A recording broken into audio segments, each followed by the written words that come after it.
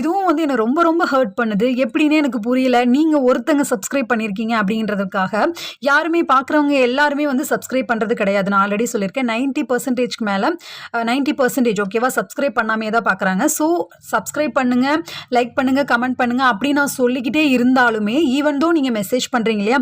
நீங்க கூட லைக் பண்றீங்களா ஒவ்வொரு வீடியோக்கும்? கமெண்ட் வந்து நீங்க கூட நான் இந்த 2 பேரையுமே வந்து நான் ஏதோ பார்த்த மாதிரி எனக்கு தெரியல கமெண்ட்டு. ஸோ நீங்க கூட கமெண்ட் பண்றது இல்ல. ஸோ நான் நடுவுல நடுவுல சொல்லி கூட யாருமே கமெண்ட் பண்றதில்ல, லைக் பண்றதில்ல. ஏதோ ஒரு 100ல ஒரு 10 பேர் அப்படின்ற மாதிரி இருக்கு.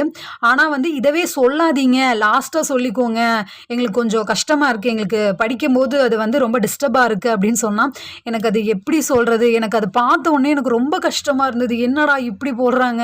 இப்படி இருந்தா என்ன? நான் இப்படி சொல்லி கூட கமெண்ட் பண்றதில்ல, சப்ஸ்கிரைப் பண்றதில்ல, லைக் பண்றதில்ல. உங்களுக்கு புரியும்னு நெனைக்கிறேன். ஒரு விஷயத்த நம்ம பண்ணும்போது அமௌண்ட் ஏர்னே பண்ணாம, ஒரு